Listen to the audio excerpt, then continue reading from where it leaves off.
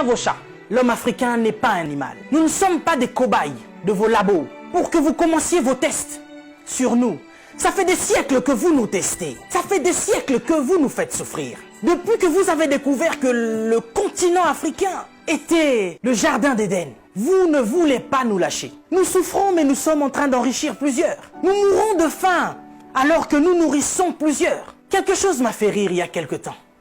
23 Italiens retrouvés clandestinement sur un port nigérian. Ah, depuis quand l'Italien rentre clandestinement au Nigeria? Parce que vous voulez aller vous réfugier en Afrique maintenant? Il n'y a pas très longtemps, sur vos côtes, vous chassiez les migrants de vos côtes. Votre Premier ministre a dit qu'il ne voulait plus. Il en avait marre de cette invasion africaine sur ses sols. Nous avons vu un migrant noir mourir dans les eaux de Venise sans que personne ne lui porte secours. Parce qu'il était noir, parce qu'il était africain. Nous avons tort parce que nous sommes africains ou parce que nous sommes riches de nos sols? Parce que nous avons de quoi manger et de quoi nourrir toute cette planète. C'est pourquoi l'Africain souffre. Mais Africain, laisse-moi te dire que tu es fort. Laisse-moi te dire que tu es vaillant. Laisse-moi te dire qu'il en faudra beaucoup plus pour te vaincre. Ils ont essayé de nous décimer par l'esclavage. Ils n'ont pas pu, nous sommes encore là, et plus nombreux que jamais. Et nous sommes plus résistants que jamais. Parce que tous ces microbes auxquels nous faisons face chaque jour ne réussissent pas à nous décimer. Ce n'est pas un Covid-19 qui va décimer le peuple noir. N'ayez pas peur, tel est mon message.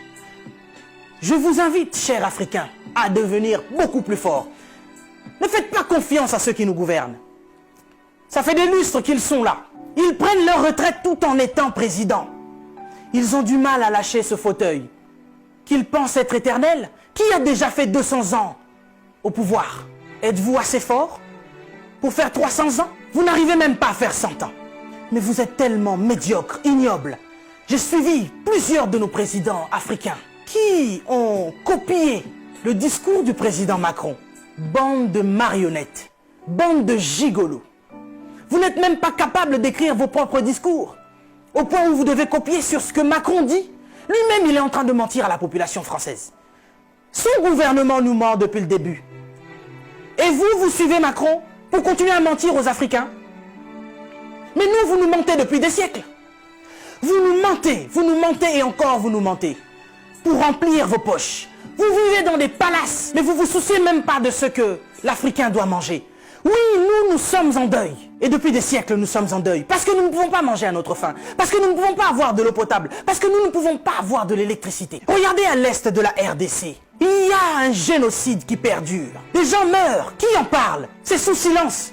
Et aujourd'hui, l'OMS vient nous parler de la pandémie, de l'épidémie, qui n'a même pas fait 100 000 morts dans le monde. Ces millions de Congolais qui meurent chaque jour. Qu'est-ce que vous en faites? Vous nous parlez de crise? Vous voulez prendre des décisions de crise? Mais nous, ça fait des siècles que nous sommes en crise. Qu'est-ce que vous faites, cher président? À part manger et boire et faire des fêtes. Vous parlez confinement? Oui, l'Africain accepte. Mais nous sommes en confinement, nous, depuis des siècles. Les gens meurent tous les jours de la famine. Ça, ce n'est pas une épidémie. Ce n'est pas une pandémie. Des jeunes filles se font exquiser tous les jours en Afrique de l'Ouest. Boko Haram est en train de exterminer des gens. Ils violent des femmes. Ils séquestrent des jeunes filles.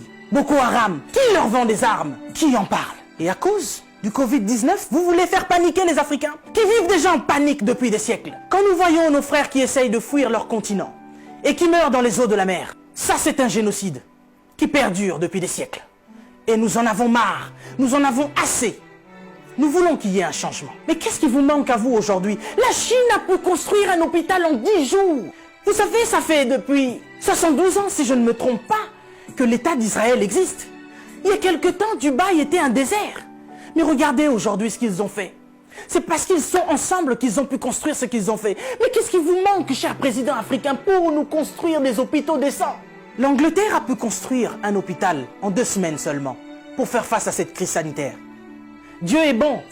Le Covid-19 est tellement impoli qu'il ne regarde même pas qui vous êtes.